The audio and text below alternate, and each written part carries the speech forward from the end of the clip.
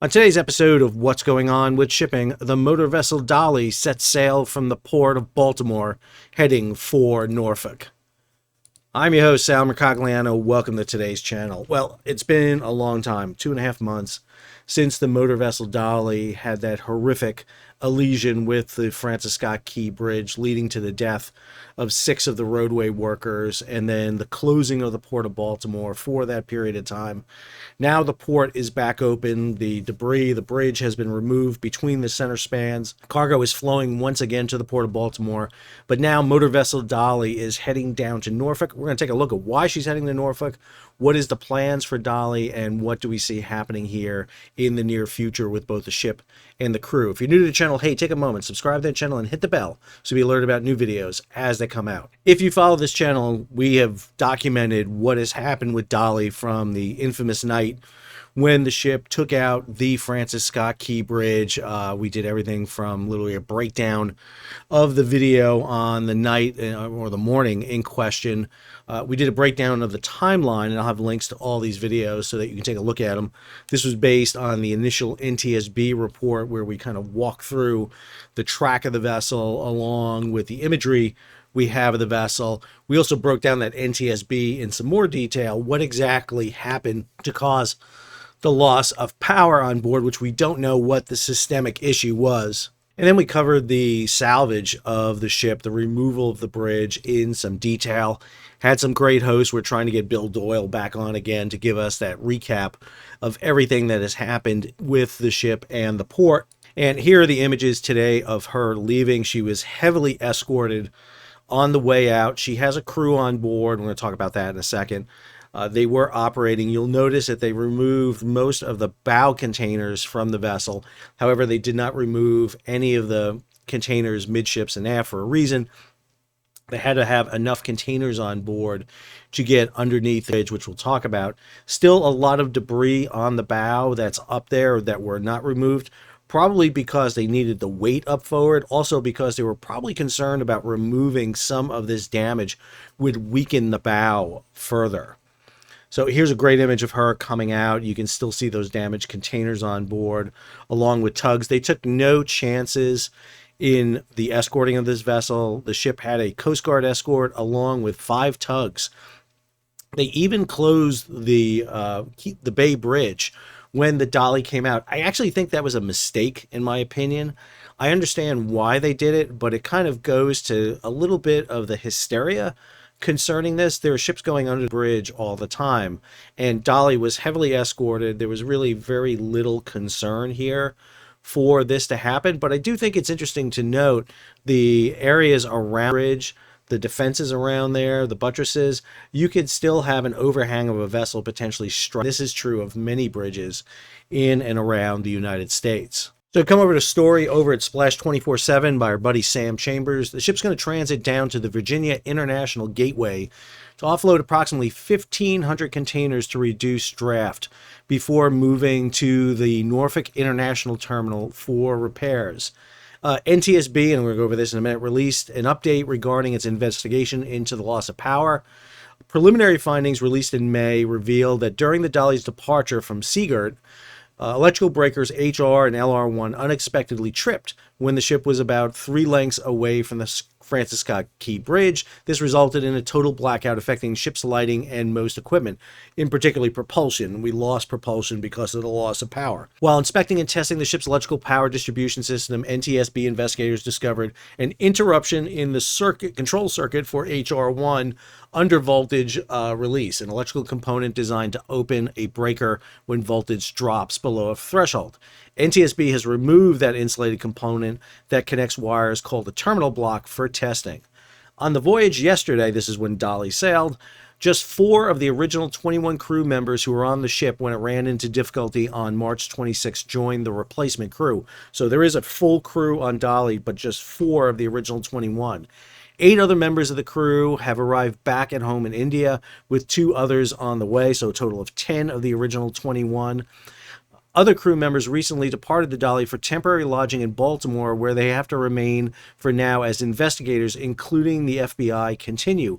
All vehicles were barred from the giant Chesapeake Bay Bridge as the Dolly transited yesterday, with helicopters overhead capturing the voyage for news channels. This is the AIS tracking of Dolly as she departs from Baltimore. She is guarded by a phalanx of vessels on the way out. She proceeded at normal speed down the channel, about 7 knots here. We'll zoom in a little bit for you. You'll see a lot of vessels there that were sailing around Dolly. She had a lot of attention coming in. This is her coming past the Key Bridge here. Excuse me, the Bay Bridge here, as she steamed down the channel past the anchorage, holding a lot of other vessels.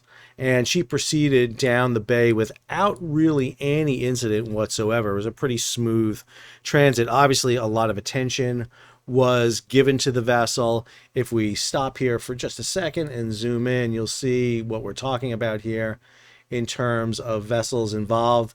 Here you had the Coast Guard vessel Sailfish here, several tugs around her, alongside of her, as she proceeded on her voyage heading down.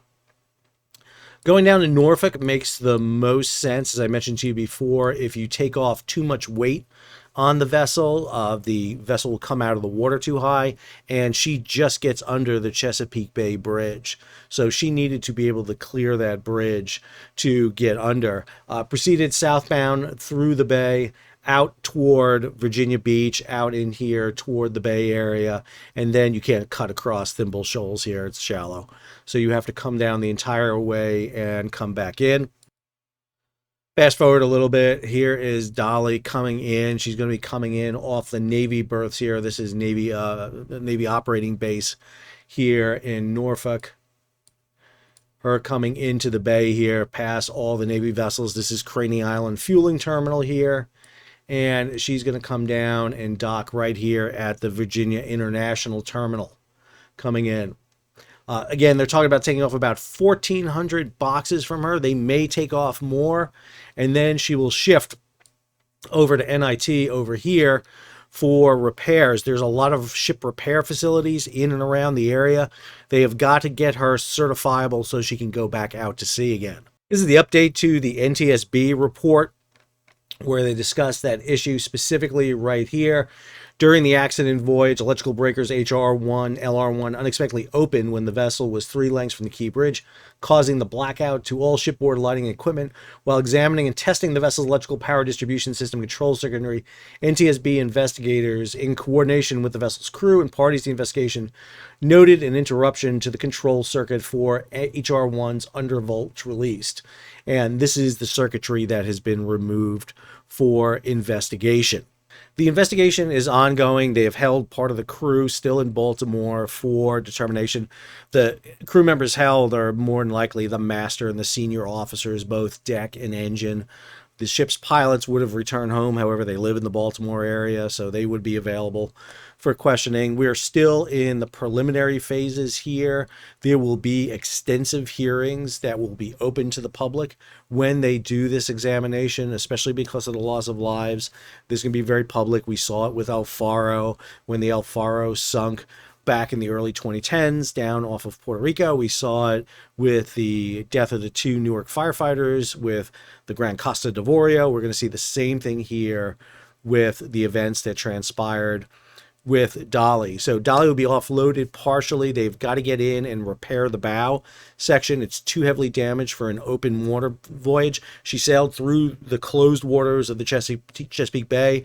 So her classification society, the U.S. Coast Guard, everybody had to approve that before the ship can sail. She'll now be repaired and probably, if not fully offloaded at that point, sail to a port of discharge. I'm really shocked they're not taking all the containers off her at this point. But I would not want to be the person, too, by the way, who's got to open up those refrigerated containers that have been there for over 2-3 months. That's a new type of smell that nobody wants to challenge off the bat. Eventually, the ship is going to have to go in for full repairs. I am not sure she's going to be able to do that in Norfolk. They're probably going to do enough repairs to get her a certificate so she can sail. Very much happened with Ever Given. When Ever Given grounded, she was able to sail to ports up in northern Europe and then sail all the way to China to have an entire bow replacement put on the vessel. We'll probably see something similar to Dolly. Dolly will probably be repaired. I don't envision that her damage is so severe that they will scrap the vessel. There's too much of a need for container ships her size out there. So she will be repaired.